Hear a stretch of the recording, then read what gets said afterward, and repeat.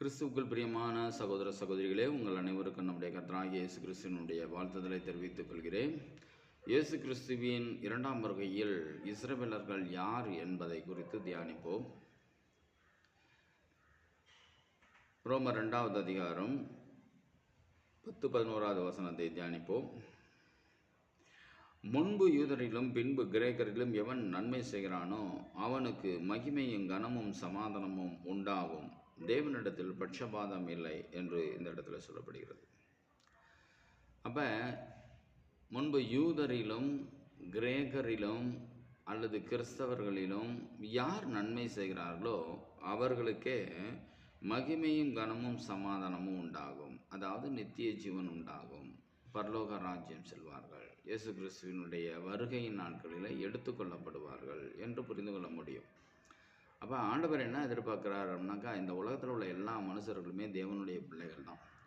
யார் நீதிமான்களாக இயேசுவை ஏற்றுக்கொள்ளுகிறார்களோ, யார் பரிசுத்தவான்களாக இருந்து தேவனை தொழுது கொள்ளுகிறார்களோ அவர்கள் எல்லாரும் இயேசு கிறிஸ்துவினுடைய வருகையில் எடுத்துக்கொள்ளப்படுவார்கள். இன்றைக்கு அநேக ஊழியக்காரர்கள் சொல்லுவது உண்டு, இஸ்ரவேலிலே ஒன்று கூடப்பட வேண்டும், அதோடு மாத்திரமல்ல எருசலேமிலே ஆலயம் கட்டப்பட வேண்டும் என்றெல்லாம் சொல்லுகிறது உண்டு. இயேசுசாமி பழைய ஏற்பாட்டையும் புதிய ஏற்பாட்டையும் ஒரு சில விஷயங்களில் பார்க்கப்படும் பொழுது அதை இணைப்பதற்காக வந்தார். அதே சமயத்தில் இயேசுசாமி பழைய ஏற்பாட்டையும் புதிய ஏற்பாட்டையும் பிரித்து காண்பிப்பதற்காக இயேசுசாமி வந்தார் என்று சொல்ல முடியும். முதலாம் வருகையில், அதாவது இஸ்ரவேலர்கள் ஆரம்ப நாட்களில் ஆலயத்தில் தொழுது கொண்டார்கள். ஆனால் இயேசுசாமி சொல்கிறாரு, யோவான் 4:21 சொல்கிறாரு, பிதாவை எங்கும் தொழுது கொள்கின்ற காலம் வரும் என்று சொன்னார். அப்போ எங்கும் தொழுது கொள்கின்ற காலம் வந்தாலே இந்த இடத்துல ஆலயத்தின் மகிமை இல்லை, நாமே தேவனுடைய ஆலயமாக இருக்கிறோம் என்பதை புரிந்து கொள்ள முடியும். அப்போ இந்த ஆலயம் கட்டப்பட வேண்டும் என்பது அது சரியான ஒரு பிரசங்கமா அல்லது தேவ செய்தியா என்று பார்க்கப்படும் பொழுது அதற்கும் தேவனுடைய வருகைக்கும் சம்பந்தமே இல்லை. அப்போ அதோடு மாத்திரமில்லை, இஸ்ரவேலர்கள் எல்லாம் ஒன்று கூடணும் என்பது தப்பு இல்லை. எல்லாரும் ஒன்று கூடி, எல்லாரும், அது கிறிஸ்தவர்களாக இருக்கட்டும், இஸ்ரவேலர்களாக இருக்கட்டும், கிரேக்கர்களாக இருக்கட்டும், யூதர்களாக இருக்கட்டும், எல்லாரும் ஒன்று கூடுவது அவசியம். எல்லாரும் பரலோக ராஜ்யம் செல்வது அவசியம். நான் தான் போவேன், நீ போகக்கூடாது அப்படின்னு நினைக்கிறவன் கண்டிப்பாக போக மாட்டான். அப்படிங்கிற பட்சத்தில் இஸ்ரவேலர்கள் செல்வது அது உண்மையாகவே ஏற்றுக்கொள்ள வேண்டிய ஒரு விஷயம். ஏன்னா அவர்களும் தேவனுடைய பிள்ளைகள், அவர்களும் நம்மளுடைய சகோதர சகோதரிகளே. எனவே இஸ்ரவேலர்கள் அதற்கு பாத்திரவான்களாக இருப்பது அதனிலும் அவசியம். இயேசுசாமியை மரிப்பதற்கு ஏதுவான ஒரு ஆலோசனை கொடுக்கப்பட்டவர்கள் யார்? இஸ்ரவேலர்கள் தானே. எனவே உலக பிரகாரமாக பார்த்தோம்னா இஸ்ரவேலர்கள் ஒரு கிறிஸ்தவ உபதேசத்திற்கு, இயேசுவுக்கு விரோதமான காரியங்களை செஞ்சுருக்கிறாங்கிறத நம்ம அதிலிருந்து தெரிஞ்சுக்க முடியும். இன்றைக்கு கூட பார்த்திங்கன்னா எல்லா தேசங்களிலும் இஸ்ரவேலர்கள் சிதறி இருக்கிறார்கள் என்று நம்ம பார்க்குறோம். அதில் இந்திய தேசத்தில் வரலாற்று ரீதியாக பார்க்கப்படும் பொழுது பிராமணர்கள் என்ற ஒரு கோட்பாடுகளில் இஸ்ரவேலர்களும் கலந்திருக்கிறார்கள் என்பதை நம்ம பார்க்குறோம். எனவே இன்றைக்கு கிறிஸ்தவத்துக்கு, ஏன் இன்னும் தெளிவாக சொல்ல போனாக்க, யூதர்களுக்கு எதிரியே இஸ்ரவேலினுடைய தேவனாகிய யெகோவா என்று சொல்லப்படுகின்ற யூதர்களுக்கு எதிரியே இஸ்ரவேலர்கள் தான். அதே போல் கிறிஸ்தவர்களுக்கும் எதிரி இஸ்ரவேலர்கள் தான். மற்ற மதத்தினர்களுக்கும் அதில் ஒரே கடவுள் என்று சொல்லப்படும் பொழுது அதில் சில நபர்கள் இஸ்ரவேலர்களும் எதிரிகளாக காணப்படுகிறார்கள். ஆக மொத்தம் இன்னும் அவர்கள் மனம் திருந்தப்படவில்லை. மனம் திருந்தாதவர்கள் மனம் திருந்துவது அவசியம். அப்போ அவர்கள் மனம் திரும்பினாங்கன்னா உலகம் முழுவதும் மனம் திரும்புவதற்கு சமம் என்று கூட சொல்ல முடியும்.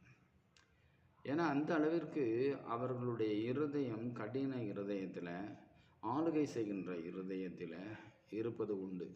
எனவே இஸ்ரவேலர்கள் ஒரு ஆலயம் கட்டப்படுவது அது தேவனுடைய சித்தத்தினால் அல்ல, அது ஒரு சரியான தேவ பக்தியும் அல்ல. அது இன்னும் சொல்ல போனாக்க அது ஆணவத்தினால் கட்டப்படுகின்ற ஆலயம். இப்போ ஆணவத்தினால் கட்டப்படுகின்ற ஆலயம் தேவனுடைய சித்தமா என்பது இல்லை. ஆனால் ஆணவத்தினால் ஆலயம் கட்டப்படும் என்பது தேவனுடைய சித்தம். அப்போ அது ஒரு இயேசு கிறிஸ்துனுடைய வருகையினுடைய ஒரு நோக்கம் அல்ல, எல்லா விஷயங்களிலும் இருக்கின்ற ஒரு அடையாளங்களிலே ஒன்று. இப்போ உதாரணமாக எடுத்துக்கிட்டிங்கனாக்க, அத்திமரம் துளிர் விடப்படும் பொழுது வசந்த காலம் என்பதை அடையாளப்படுத்துகிறார். ஆனால் இன்றைக்கி அந்த அத்திமர துளிர் சம்பந்தப்பட்ட விஷயங்களையே இஸ்ரவேலர்கள் துளிர் விடுவது என்று சொல்லப்படுகிறதாக காணப்படுகிறது. இதெல்லாம் பார்க்கப்படும் பொழுது காக்கா உட்காந்து பனம்பழம் விழுந்த கதையா. அப்போ இதெல்லாமே ஒரு சித்தரிக்கிற உபதேசமாக கூட காணப்படுது.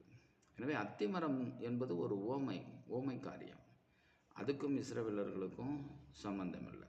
அதே சமயத்தில் இஸ்ரவேலர்கள் ஒன்று கூடுவது அது ஒரு அடையாளம். எப்படி ஒரு யுத்தம் தேசத்துக்கு தேசம் யுத்தங்கள் உருவாகும் என்பது ஒரு அடையாளம், ஜனங்களுக்கு ஜனங்கள் விரோதங்கள் ஏற்படும் என்பது ஒரு அடையாளம், அவர்களற்ற அன்பு தணிந்து போகும் என்பது ஒரு அடையாளம். இது மாதிரியான ஒரு அடையாளங்கள் வருகின்ற வேளைகளிலே இயேசு கிறிஸ்துவினுடைய இரண்டாம் வருகையும் வருவது சமீபமாக இருக்கிறது. எனவே அதே சமயத்தில் அங்கு இன்னொரு இடத்துல வேதம் சொல்லுகிறது என்ன அப்படின்னாக்கா, அப்போ ஒருவர் ஏற்றுக்கொள்ளப்படுவார்கள், ஒருவர் கைவிடப்படுவார்கள் என்று சொல்லப்படுது. அப்போ யார் இஸ்ரவேலர்களா? அதுவும் கிடையாது. தேவனுக்கு பிரியமானவர்கள், தேவனிடத்தில் பரிசுத்தமாய் ஜீவிக்கிறவர்கள் ஒரு சிலர் இருப்பாங்க. ஒருவர் 2 பேர்னா 2 பேரும் கிடையாது. 10 பேர் இருக்காங்கன்னா ஒரு வேளை அவங்க பரிசுத்தமானவங்க 9 பேராகவும் இருக்கலாம், அல்லது 10 பேர் கூட இருக்கலாம். ஆக மொத்தம் அல்லது அசுத்தமானவர்கள் 9 10 பேர் கூட ஒரு கூட்டத்தில் இருக்கலாம். அதனுடைய நோக்கம் என்ன அப்படின்னா, எல்லாரும் அவருடைய வருகையில் எடுத்துக்கொள்ளப்படுவது கிடையாது. இப்போ யார் எடுத்துக்கொள்ளப்படுவார்கள்? தேவனுக்கு பயந்தவர்கள். யோவான் 1:12 வசனத்தில் கூட இதை தான் சொல்கிறார். என்னன்னாக்க, அவரை ஏற்றுக்கொள்ளுகிறவர்கள், அவருடைய நாமத்தின் மேல் விசுவாசம் உள்ளவர்களாக அவரை ஏற்றுக்கொள்ளுகிறவர்கள் எத்தனை பேர்களோ அத்தனை பேர்களும் தேவனுடைய பிள்ளைகளாகும்படி அவர்களுக்கு அதிகாரம் கொடுத்தார்.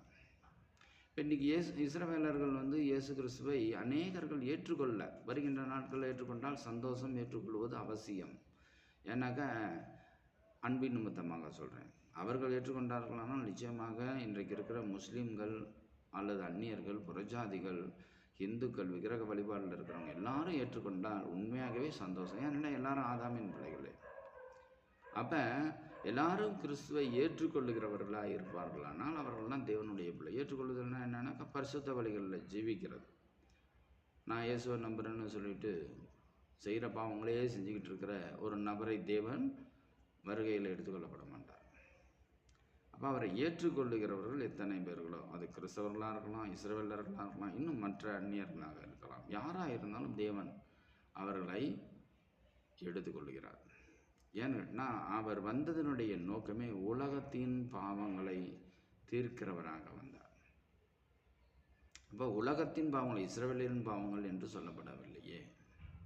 அப்போ இஸ்ரவேலர்களை ஏன் எல்லா இடங்களிலும் மகிமைப்படுத்தி அவர்களுக்காக கிறிஸ்தவர்கள் சப்போர்ட் பண்ணுவது அவசியமா? தப்பான விஷயங்களில் இன்றைக்கி பார்த்திங்கன்னா எத்தனையோ விஷயம், காசா விஷயங்களில் அல்லது எந்த ஒரு விஷயமா இருக்கட்டும், நல்ல விஷயங்களில் சப்போர்ட் பண்ணால் தப்பு கிடையாது. கெட்ட விஷயங்களில் சப்போர்ட் பண்ணுவது அது எந்த விதத்தில் நியாயமாக இருக்கும்? இன்னும் அப்போ அந்த அளவுக்கு வேதத்தை நம்ம தியானிக்கலை, படிக்கலை.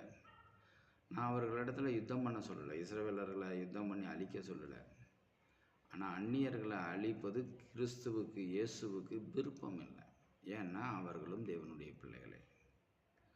அப்போ முதலாம் வருகையினுடைய ஒரு நோக்கமே எல்லாரும் தேவனுடைய பிள்ளைகள், எல்லாரும் ரட்சிக்கப்பட வேண்டும். இதில் யூதன் என்றும் கிரேக்கன் என்றும் இல்லை, இஸ்ரவேலன் என்றும் கிறிஸ்தவன் என்றும் இல்லை. அவருடைய உபதேசத்தில் ஒரு உபதேசம் அருமையாக சொல்லப்படுகிறது. மத்தேயு 8 அதிகாரம் 11 வசனத்தில் ஒரு 100க்கு அதிபதி என்ற ஒரு மனுஷன் இருப்பான். அவன் தேவனுக்கு பிரியமான மனுஷனாக இருப்பான். வேலைக்காரனுக்காக பரிந்து பேசுகிறவனாக இருப்பான். அவனுடைய விசுவாசம் நீர் ஒரு வார்த்தை சொல்லும் என்று சொல்லுகின்ற விசுவாசமாக காணப்படும். அந்த அளவிற்கான அவன் ஒரு பெரிய விசுவாசத்தின் ஒரு முதிர்ந்த ஒரு நிலைகளில் இருப்பான். இப்பேற்பட்டவன் தன்னை ஒரு பாவி என்றும், என்னதான் அதிகாரத்தில் நான் பெரிய பணக்காரனாக இருந்தாலும் நான் ஒரு பாவிங்கிறத உணர்ந்து தேவ சமூகத்தில் பேசுவான். இப்படியெல்லாம் பேசுகிறத கண்டுட்டு இயேசுசாமி சொல்கிறாரு 11வது வசனத்தில், அநேகர் கிழக்கிலும் மேற்கிலும் இருந்து வந்து பரலோக ராஜ்யத்தில் ஆபிரகாம், ஈசாக்கு, யாக்கோபு என்பவர்களுடைய பந்தி இருப்பார்கள் என்று சொல்கிறார். அப்போ யார் கிழக்கிலும் மேற்கிலும் வந்து இஸ்ரவேலர்களா? இல்லை, இந்த இடத்துல அவன் ஒரு அந்நியன். அப்போ அந்நியனை குறித்து இந்த இடத்துல பெருமைப்படுத்தி சொல்கிறார். ஏன் அப்படின்னா அவன்கிட்ட குணம் தேவனுக்கு ஏற்ற குணமாக இருக்குது. அப்போ யாரிடத்துல தேவனுக்கு ஏற்ற குணம் இருக்கிறதோ அவர்கள் மத்தியில் 2ஆம் வருகை வரும். ஆலயங்கள் கட்டப்படும் போது தான், ஆலயத்தில் கட்டப்பட்டு அந்த இடத்துல தான் தேவன் இயேசுசாமி அவர் ஏறுகிற வண்ணமாக எங்கு ஏறினாரோ அங்கேயே வருவார்னா, அவர் எங்கிருந்து ஏறினார்னா உலகத்திலிருந்து ஏறினார். திரும்ப வருவது உலகத்துக்கு தான் வருவார். ஆனால் எந்த இடம் என்பது நமக்கு தெரியாது. அப்போ எந்த இடம் என்பது கூட அவசியம் இல்லை. கிழக்கில் மேற்கில் ஒரு மின்னல்கள் வந்து கிழக்கிலிருந்து மேற்கு வரை எப்படி ஒரு புறப்படுகிறதோ, அந்த வெளிச்சம் எப்படி பிரகாசிக்கிறதோ, அதுபோல் அவருடைய வருகையும் பூமி முழுவதுமே பிரகாசிக்கிறதாக இருக்கும். ஏனென்றா அவர் நீதியின் சூரியன். எனவே அவர் ஒரு இடத்திற்கு சொந்தக்காரர் அல்ல. அவர் மனுஷனாய் வந்ததினால் 1ஆம் வருகையில் ஒரு இடத்திற்கு சொந்தக்காரர். அவர் தேவனாய் வருவதினால், நியாயாதிபதியாய் வருவதினால் இந்த உலகத்துக்கே சொந்தக்காரர். எனவே ஆவிக்குரிய விஷயத்தில் அந்த 1ஆம் வருகையிலையும் இடத்திற்கு சொந்தக்காரர் அல்ல, உலகத்துக்கே சொந்தக்காரர். எனவே கிறிஸ்தவர்கள் இஸ்ரவேலர்களை முக்கியப்படுத்தி பேசுவது அது சரியில்லை. போதகர்கள் பேசுவது சரியில்லை. இன்னும் அநேக விளக்கங்கள் உண்டு. அப்போ அதே ரோமரில் கூட பார்த்தீங்கன்னாக்க 3:29 சொல்கிறாரு, தேவன் யூதருக்கு மாத்திரமா தேவன், புறஜாதிகளுக்கும் தேவன் அல்லவா? ஆம், புறஜாதிகளுக்கும் அவர் தேவன்தான்.